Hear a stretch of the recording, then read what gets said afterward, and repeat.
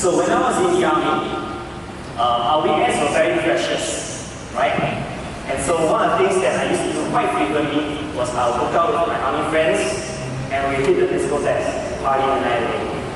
Okay? I say this is a bit of regret. Right now, but I was young, like you guys. It seemed like it was just a very fun issue.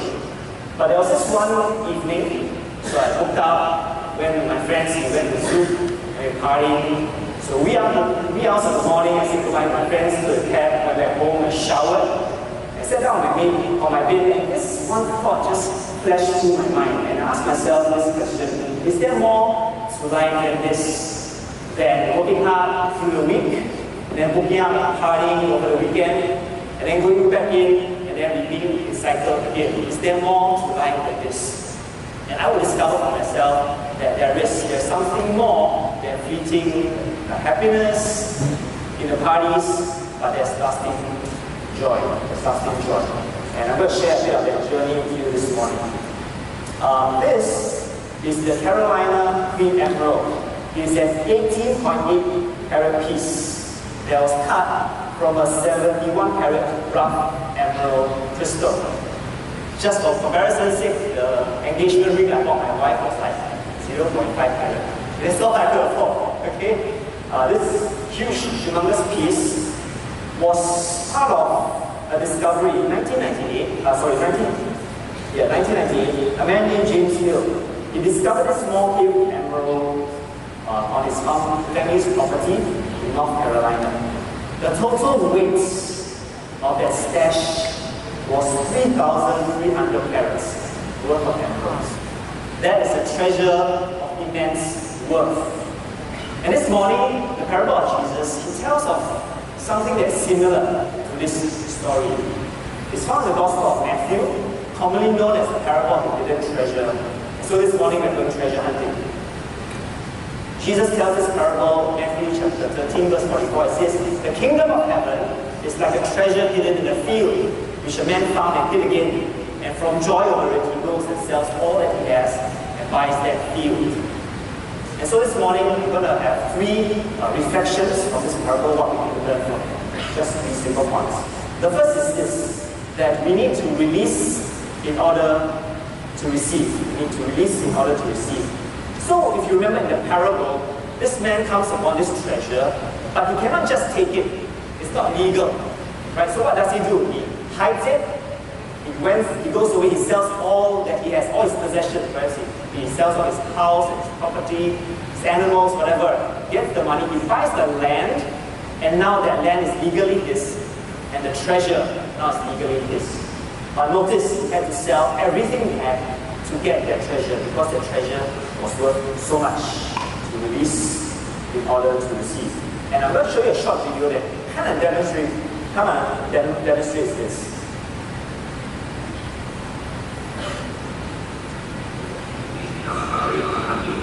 He has to find water, because unlike the bushman, he doesn't know how to make liquid from a root. But he has his own way of finding out where the water is.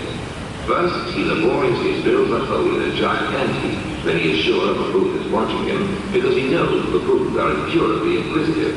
Next, he puts some wild melon seeds into the hole and works them in so that they drop into a hollow. Then he saunters off, knowing the baboon is burning with curiosity. The baboon doesn't trust that human being at all, so he plays it cool. But he's dying to know what gives in that confounded hole. Finally, Mr. Inquisitive can't take it any longer. He's got to know what's in there. He reaches in, grabs a fistful, and now his hand's too big to come out. If he had the strength to drop the seed, he could free his hand.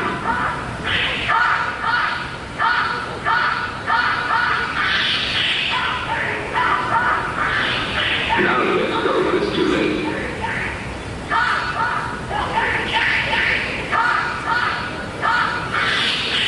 So that was a smart enough way to catch a baboon, but he... So this very short clip, you see the baboon being enticed to something. It's a trap. And places some melon seeds in the hole. The moon goes there, stretches in, reaches in, his fist is clenched, cannot escape itself. And even when the man comes, it refuses to let go until it's too late. And sometimes this describes us. We are holding on to things that we refuse to let go of, and therefore we cannot receive the blessings that God wants to give to us. So the first principle of releasing in order to receive. So it could be any number of things. It could be self-reliance, it could be pride, it could be guilt or shame that says, no, I'm not good enough to receive of God's blessings. What it is that we need to release in order to receive. So that's the first point. The second point, let me illustrate this a little bit further, okay? So I was in the army, and this picture is of me in the army. If you're wondering which is me, it's the one on the right, okay? You can see here, okay? Fashion was like that back then. When I was in the army, it was the days of infancy of internet in Singapore. Okay, so internet was just the beginning of it. And if you have to connect to the internet, it's not like nowadays you got broadband, it's connected 24/7. What you had to do was, if you had a modem, you plug it into your phone line and you ring up and then you connect. It takes a couple of minutes. And if a phone call comes through, your internet connection will get cut. Okay, that was the internet back then. And there was this service in Singapore. No longer exists. You probably never heard of it. It's called Teleview. What's Teleview? So way before you had things like, I guess, Skype or Messenger or Facebook Messenger, we had Teleview. It's a very rudimentary chat service. You connect there, go to chat rooms, and then you chat with people online. But you enter the chat room, you type, and then like 10-20 seconds later, your one-liner starts slowly scrolling up the TV screen or computer screen. It's very rudimentary. But I begged my dad, please subscribe to Teleview. I didn't explain very much why, but you can guess why. Yes, so that's what I did. My friends and I, some of us, we got Teleview and we were chatting. That's just one night we were chatting online. We decided, let's organize a meetup because we've never met these people before. We only know them like online, right? So we said, let's do a face-to-face meetup. Very excited about that, and so we started organizing. On the day itself, it was a big success. There were like 20 plus maybe chatters. City Hall MRT station. We were starting together and waiting for the rest to arrive, so we were just chatting. And then I saw her floating from the clouds like an angel. Okay, now I am just exaggerating. But I saw that there was this pretty young guy in the cloud. I was like, boom, boom, boom, boom, boom. And then for the rest of that afternoon, I was surreptitiously trying to find out what's the username, right? And then once I found out, I started stalking her. Okay, not really lah, okay? By this I mean, so when I was on the chat lines waiting, when I see her username appear, boom, I'll log on, and then I'll be in that chat room, just chatting. And things seem to be going quite well.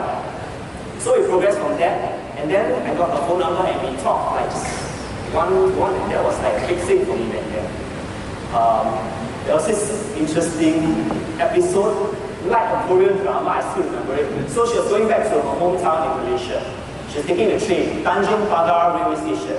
No longer exists, but if you still remember, it was there. So like I see from the movie, the fence was separating us. She was on one side, I was on the other. The train is about to leave, and I told myself, you gotta do this. So I plucked up the courage, and I told her, I'm going to miss you on the way. And she smiled, then she turned and walked. And then I said, okay, you're like that. Okay. And then there was this night that I will never forget. We were hanging out at a discotheque. It's called Canto. No longer exists. It's Marina South.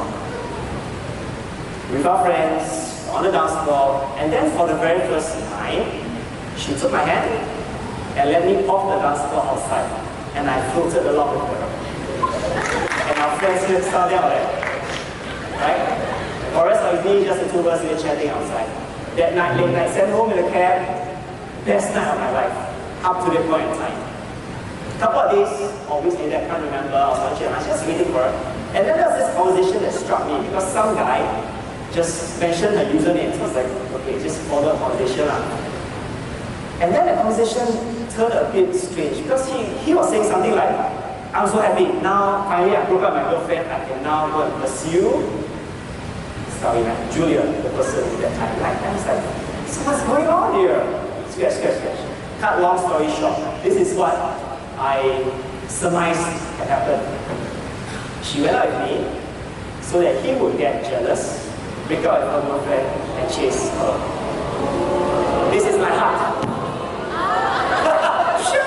And very soon after, like a couple of days or a week later, they got attached, like officially. I met them, I was like, I'm happy for you, but inside I was like, ugh. Which possibly was the best thing that happened to me. I was preparing for university. And one of the camps that I decided to go for with my best friend was a Christian camp organized by Campus Faith Christ. And when we went there, it felt like the messages that was being shared at the camp was just for me. And God just speaking to me and healing my hurts. And He said to me, just release, let go, and forgive. And that's what I did. I surrendered this situation and said, I'm not going to pursue this anymore. And what I experienced was the love of God. And that was something very precious to me. Release in order to receive. First point. Okay. The second point is, in the kingdom, there is a king.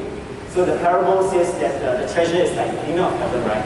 And it sounds like quite dull to say, but in the kingdom, there is a king. And by the kingdom, I do not necessarily mean a geographical location, but more of the rule of God over our lives. But when I mention king, in today's context, or authority of government, sometimes to us it conjures up some negative feelings or emotions, right?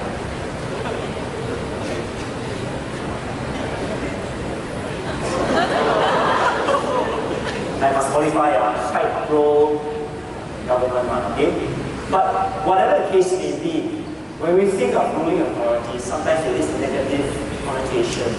And sometimes we project these feelings to God. We sometimes think that God is like an earthly king of authority, that sports are fun, there's so much rules and restrictions, that is distant and unfeeling. But God in the Bible, in order to show us what it's like, some 2,000 years ago, actually took on human flesh and walked our earth in the person of the Son, Jesus Christ.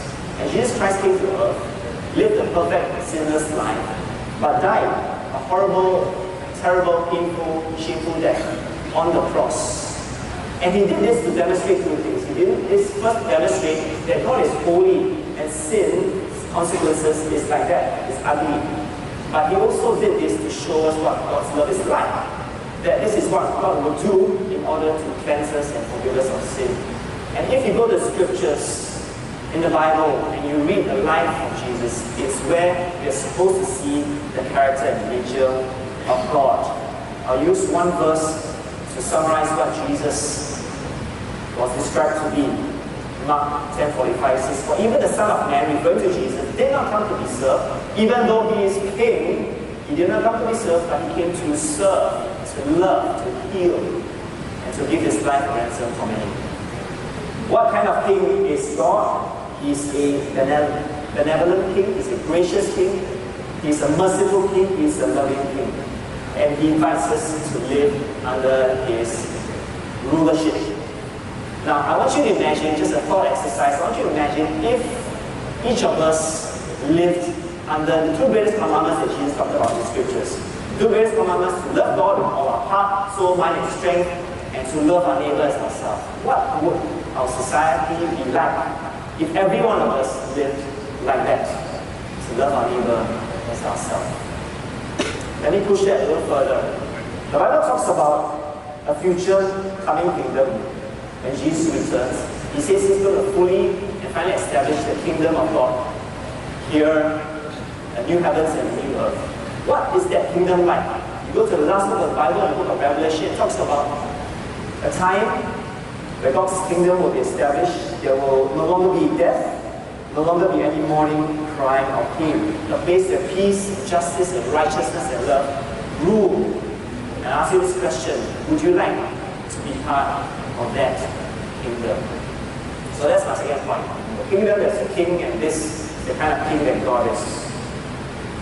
The third, the last point I have is the king and kingdom are invaluable. That's the main point of the story.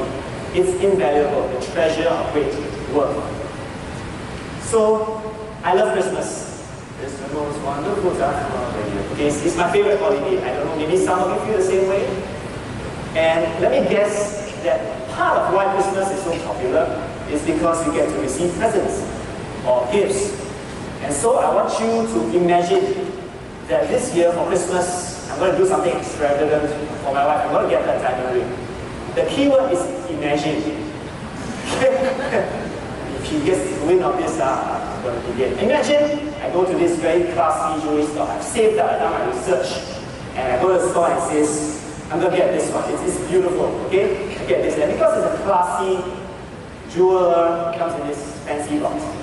So I buy it. It's Christmas morning. I'm very excited. I wake up. I kiss my wife awake and say, Merry Christmas, I got something for you. I pass this to her. And she receives it. She opens it up. Picks up the ring.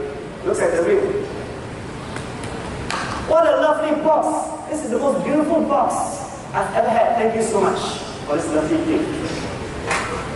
You know, like this is an absurd scenario, right? Because the very little thing, I'll find it later, is the ring. Even if you don't have that pretty box, the ring is valuable, right? But the thing is, a lot of us are very fixated on the box, and we forget the ring. The box to me represents all the good gifts that God gives. Life, food, pleasure, entertainment, friends, family. That's the box. Pretty, but sometimes we forget the ring, which is God Himself, the giver of all these good gifts. We throw Him away and we neglect Him.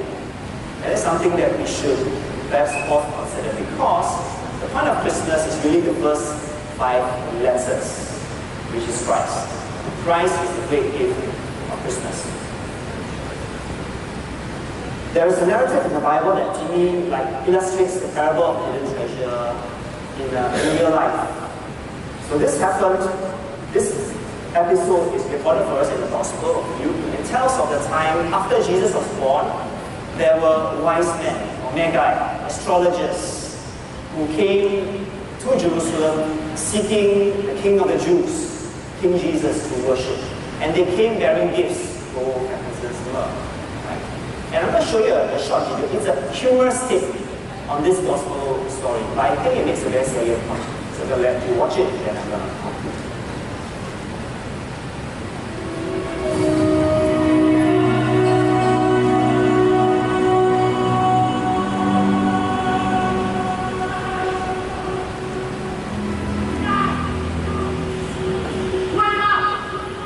She said we lost you.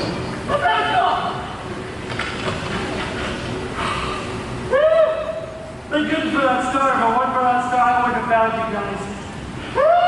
Pretty convenient that now you can read the stars. Oh no, just that big super bright one. I mean, it's like, bam!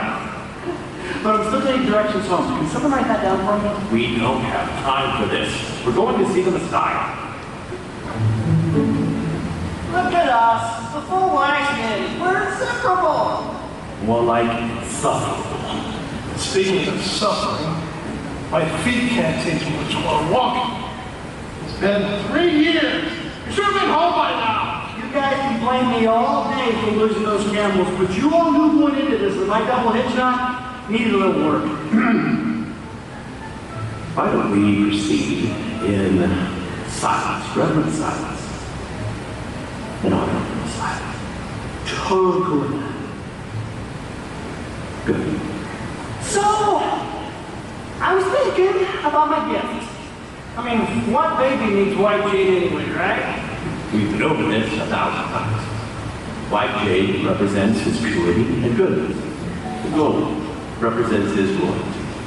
The burning of frankincense reminds us that the aura of God is around us at all times, and the myrrh is to anoint him as King of Kings. Wait, just listen to that, Nick. I think about a gift. A gift that will make everyone forget that I lost the white jade. What? I mean, think. A gift that makes the white jade just look like nothing. A gift that's better than the white jade that I replaced. You replaced with what? The greatest gift of all. Oh yeah. Wait for it. Wait for it. Wham! You must be king. Do you mean help us be king? I'm not kidding at all. Hummus is delicious, okay? And it's very symbolic. People unite together when they see hummus. Much like a sister. Okay. It's my bad. Stop me. You guys go sit aside. I'll just stay here. I think that would be best. At least you have a snack. Yeah. I just thought it just doesn't matter what we bring this little king.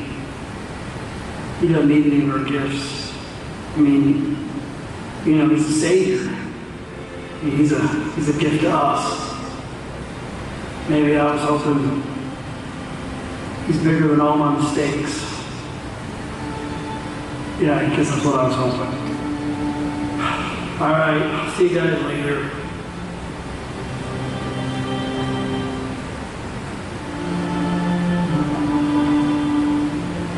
Why are you doing that?